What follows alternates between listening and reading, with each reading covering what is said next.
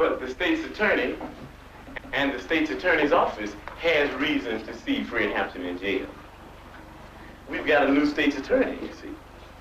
And he said already what he thought about people that had different political beliefs than he has. His speeches sound somewhat like those of Hitler, and we know why he wants to see Fred Hampton put in jail. Why do I have a lot of arrests? Because of harassment. Why is that harassment? Because the people that harass me have set up a problem that made me disagree with them violently, and they set up this problem in order to exploit me and other people like me.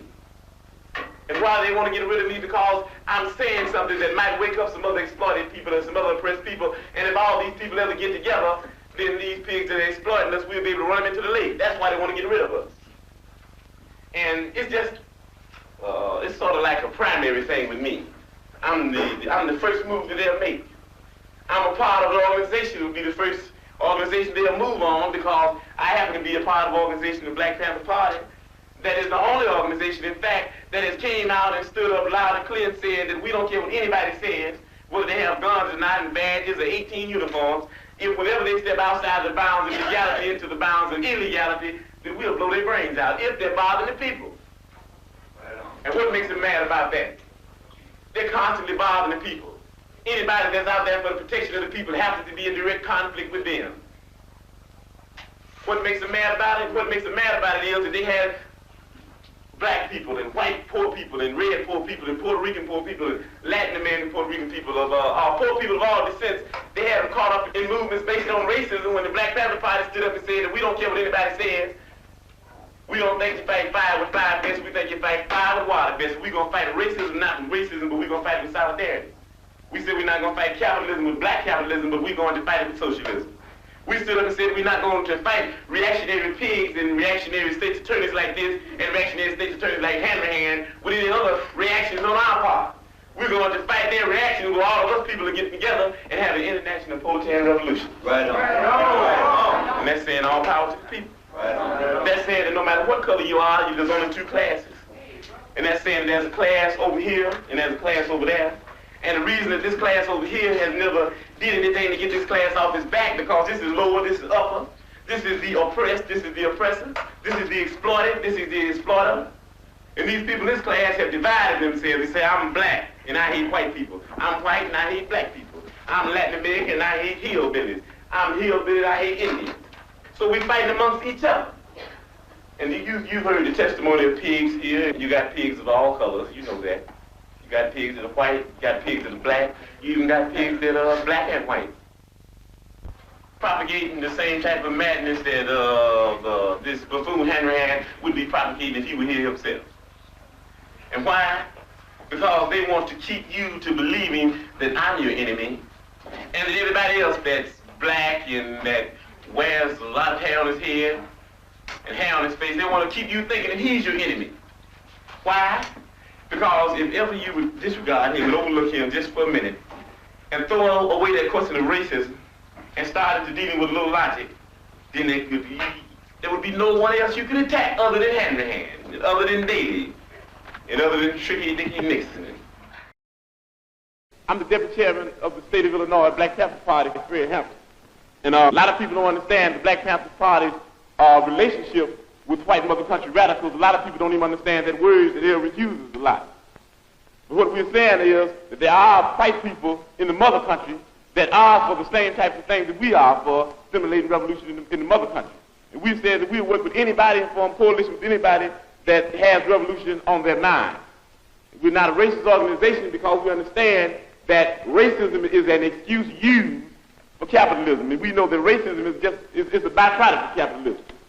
Everything would be all right if everything was put back in the hands of the people. And we're going to have to put it back in the hands of the people.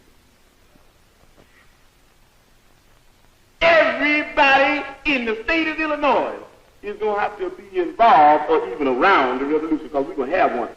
We're going to have to do more than talk. We're going to have to do more than listen. We're going to even have to do more than learn. We're going to have to start practicing, and that's very hard. We're going to have to start learning, and you learn through practice. We got to start making mistakes, and you learn through making mistakes. We got to start getting out there with the people And a lot of times we think we're better than the people, but that's an insult and that's criminal. Think you're better than the people. We got to get together and learn where it's at. It's going to take a lot of hard work. That breakfast for children is something else. You ought to dig on it. Every sister in this audience. Now, every sister in this audience ought to get themselves together and come on down and help us with that breakfast for children program. You ought to come down and help feed them children in the morning. We have breakfast for children because we teach the people through practice, through observation and participation, that people can be fed free. That's the people thing. Socialism is the people. You're afraid of yourself. If you're afraid of socialism, you're afraid of yourself. We know they have our pictures. We know they're looking for us. We know they want us. But we're still saying that even though we could be in a sense, as far as this system goes, on the mountaintop, we in the Black Panther Party, because of our dedication and understanding what's in the valley, knowing that the people in the valley, knowing that we originally came from the valley, knowing that our plight is the same plight as the people in the valley, knowing that our enemy is on the mountaintop, our friends are in the valley, we say even though it's nice to be on the mountaintop, we're going back to the valley.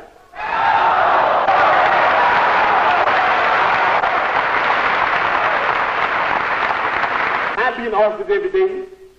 I be in the streets propagandizing every day. I be working with everybody every day. I be teaching that solidarity is the thing. The end of a complete wipeout of imperialism is the thing. So if you're going to be thinking about me, that's what Bobby would be teaching. If you're going to be thinking about us, all we say is ain't no thing about going nowhere, getting killed. All we want to know is that you're doing what we'd be doing if we were here. And you got to do that. You can't do it unless you believe that you can do it. In the spirit of liberation, we understand that they want everybody in the party in jail. And we know that if we try to figure out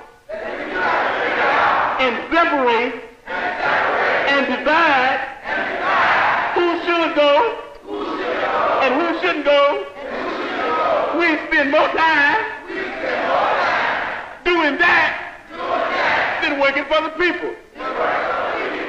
So the quick solution, the speedy one, nobody goes. Nobody goes. We all stay right here. With the people. Because we love the people. Okay, you put your hands down now. We say all power to all people. We say white power to white people. Brown power to brown people. Yellow power to yellow people.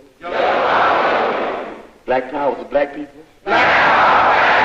X power to those that we left out. We say Panther power to the Vanguard Party. When